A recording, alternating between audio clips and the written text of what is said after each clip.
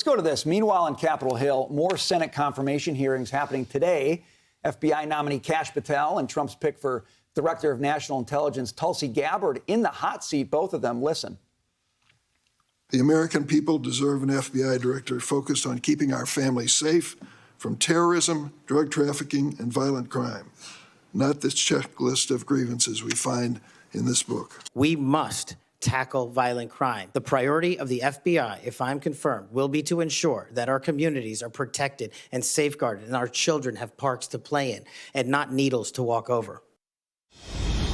Is Edward Snowden a traitor to the United States of America? That is not a hard question to answer when the stakes are this high.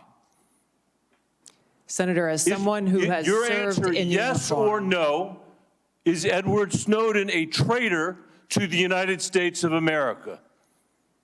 as someone who has worn our uniform in combat, I understand how critical our national security is. Apparently you don't.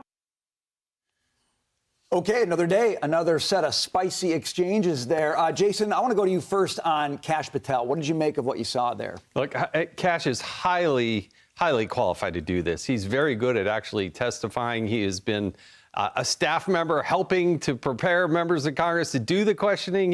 He has this great resume, and I thought the Democrats didn't lay a glove on him from all the things that I saw. They're trying to make a lot of things, but you look at the makeup of the Judiciary Committee.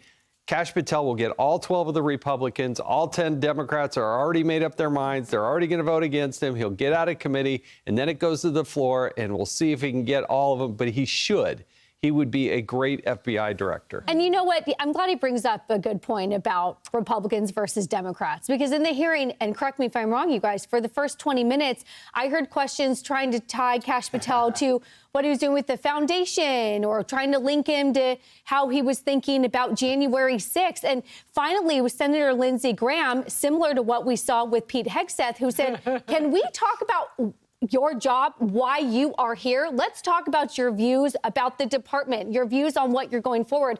And unfortunately, I think we've seen in this entire confirmation hearing, it's partisan. We are never going to get Democrats to come along, listen to how we're thinking about the FBI, HHS, Department of Defense, and switch a vote. I caught that same thing on my little Post-it note when Lindsey Graham said that. I wrote, "We'll eventually talk about the FBI." Oh, Those yes. exact words, Jackie. That struck me as well. Like, what are we talking about here? Is what they're worried about. They're worried that they actually have a nominee here who is going to go after violent crime. He is going to go after gangs that have come across our southern border. He's going to go after the drugs, and also to make sure that our federal agencies are no longer weaponized. That includes the FBI, and of course, they'll be doing that separately with the DOJ as well, because that's been a huge problem that Democrats have been using to their advantage, and we got to live through that whole experience the last 4 years, and it wasn't pleasant. And if we don't put that in check now, it's not just somebody like President Trump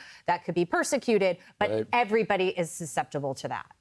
I was listening to Sheldon Whitehouse, Senator Sheldon Whitehouse, and once again, he doesn't allow Kash Patel to answer any questions. He just talks and talks. And he said, "This is my time."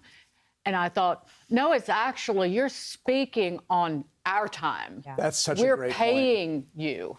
We pay your salary, Sheldon All Whitehouse or All White Clubhouse.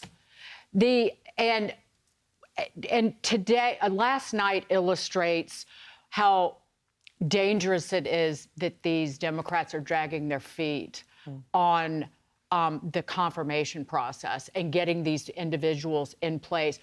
Sean Duffy, as the Transportation Secretary, was sworn in by Justice Clarence Thomas a little more than 24 hours before that plane crash in the Potomac. And so it raises the issue of all of these cabinet positions are empty because these Democrats are dragging their feet, not allowing the approval of them when these people are highly qualified. And it puts the nation at risk. That's right, because the need is great.